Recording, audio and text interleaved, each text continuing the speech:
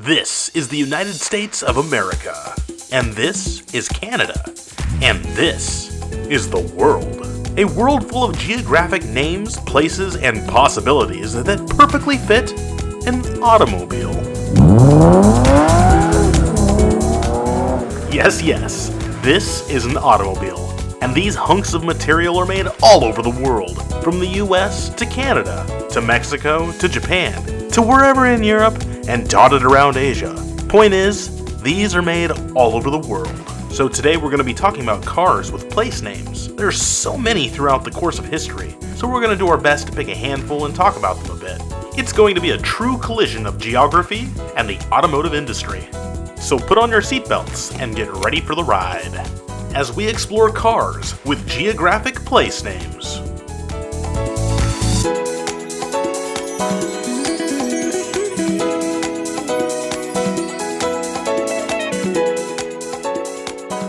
In the world of car culture, there are a lot of people who have really strong feelings about certain cars and, dislikes to others. We're going to be as unbiased as possible and make zero jokes about that, because we all know what the world's best car already is, Mitsubishi Mirage. Lastly, how we're going to organize this is we're going to show the car manufacturer, and then we're going to talk about some of the models with geographic place names, like this.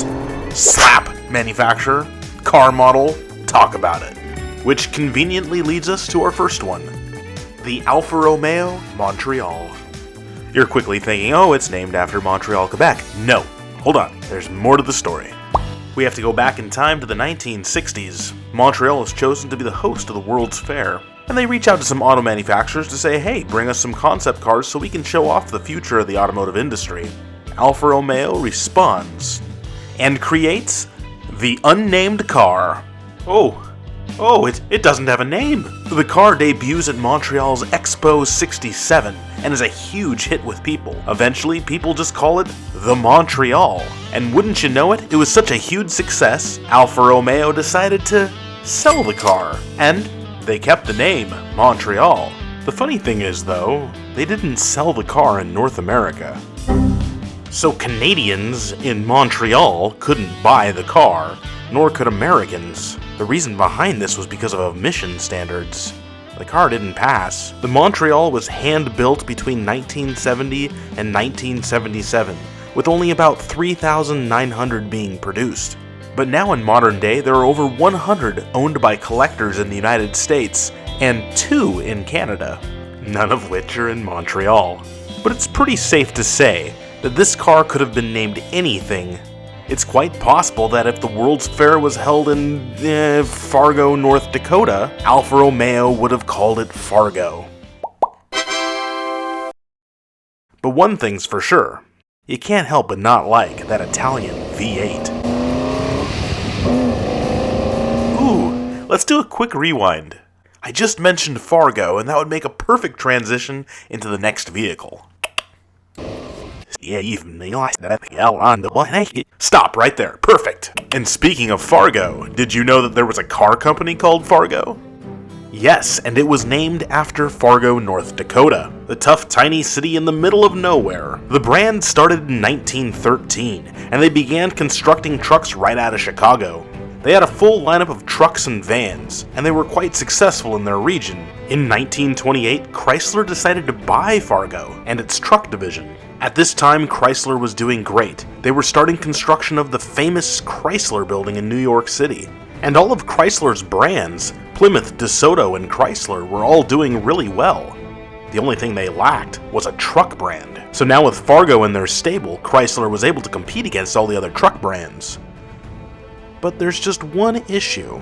Shortly after Chrysler's purchase of Fargo, he buys the Dodge Brothers Company, or as everybody knows them by, Dodge.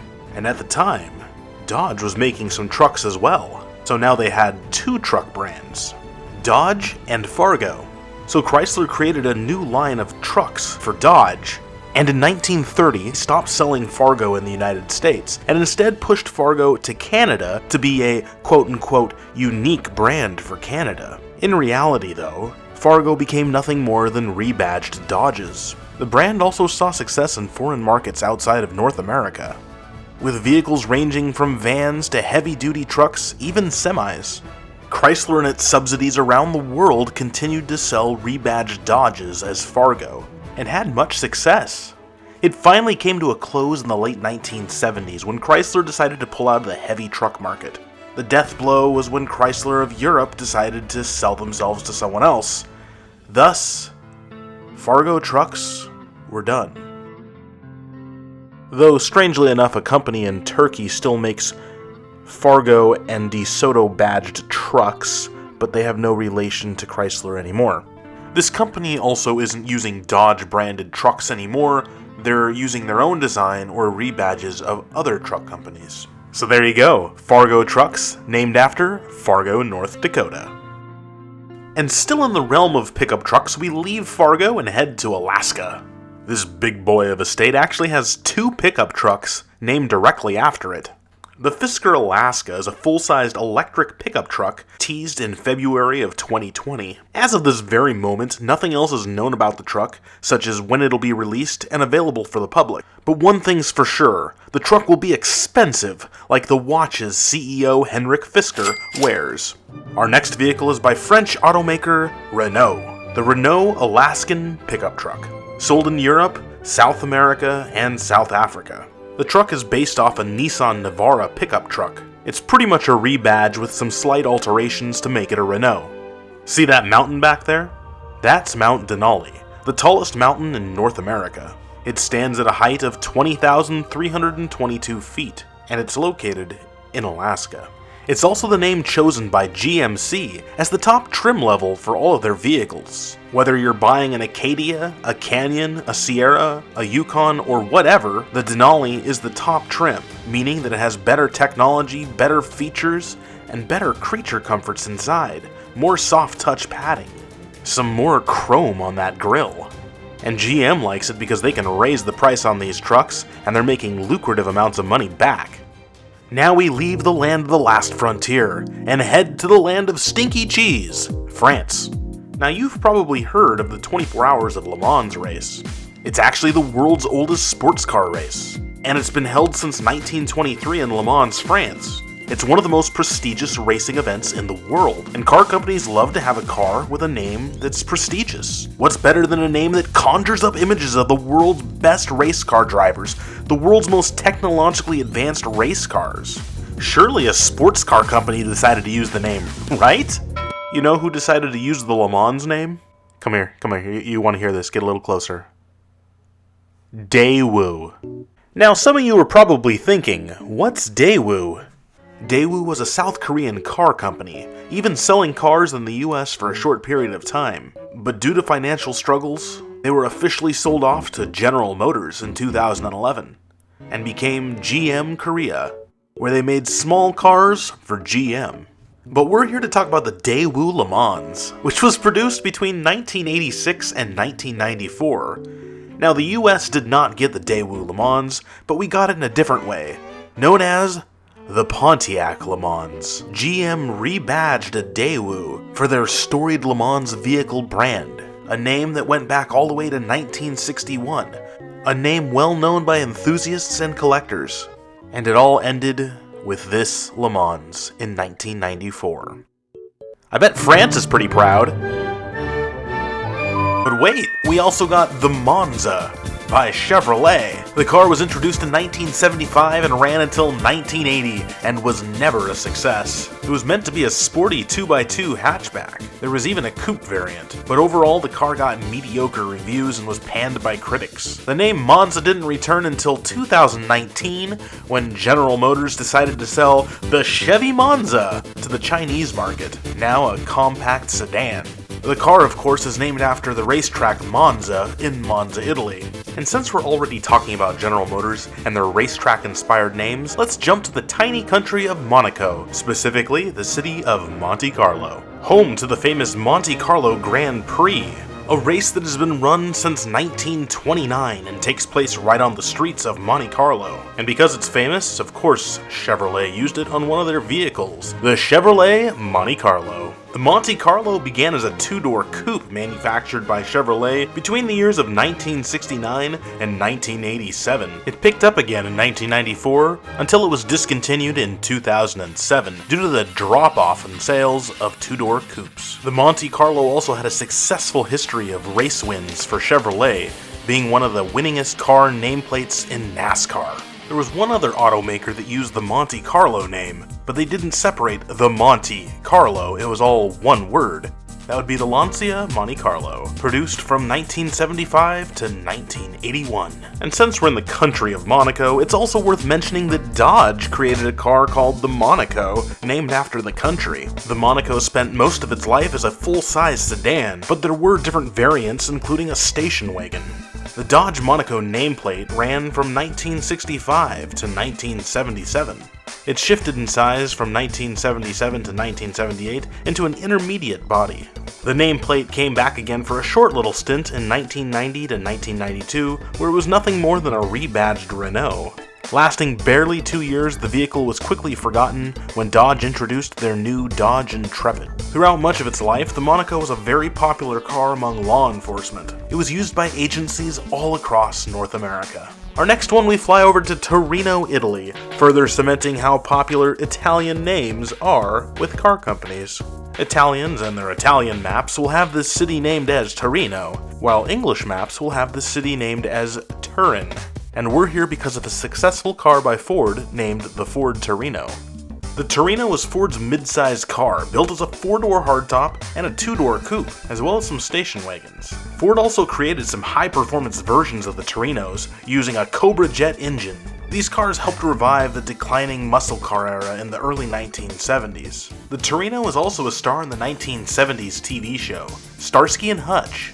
By 1976, sales began to slow and Ford ended the Torino. So we seem to be pretty used to car brands using Italian names to name their cars, but what about Italian cars using an American name? For this next car, we have to go to a state where there's sun, sand, and surf. And no, it's not Florida. Though there is a car, the Yugo Florida, that's for another time. No, we're headed to the Golden State, California, where a certain Italian car company named their car after this West Coast state. I introduce to you the Ferrari California. The California brought a lot of firsts to Ferrari, including it being the first front-engined V8, as well as the first Ferrari to have a retractable hardtop roof. The California actually revives the name California used by Ferrari in the 1950s on their Ferrari 250 GT California Spyder, as well as the 1960s 365 California. But upon introduction of this new California, it became Ferrari's V8 flagship, top of the line. The Ferrari California ran from 2008 to 2017 with a few special models thrown in. Ferrari said the top speed was 193 miles per hour, and it could hit 0 to 60 in just about 4 seconds. In the roughly 10 years the Ferrari California was produced, 17,300 were made. Only 3 were special ordered with a manual transmission. Ooh, bye-bye manuals. After the California's run, Ferrari needed a new successor, and they came up with the Portofino. Oh, look at that, we're back in Italy. To most people, Portofino is that pretty little town on postcards that they see pictures of and have no idea what the name of the town is. For others, it's a beautiful fishing village south of Genoa.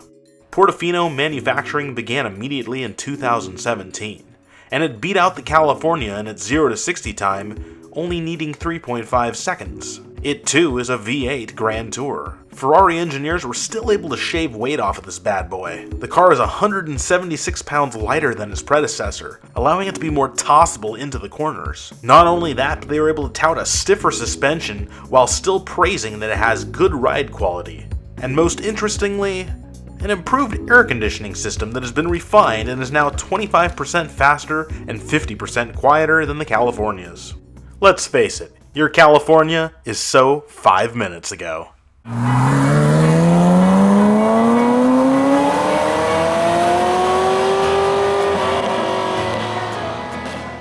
Wowee, what a day. We got to learn a little tiny bit about geography and a little bit more about cars, Can you believe there's that many cars with geographic place names?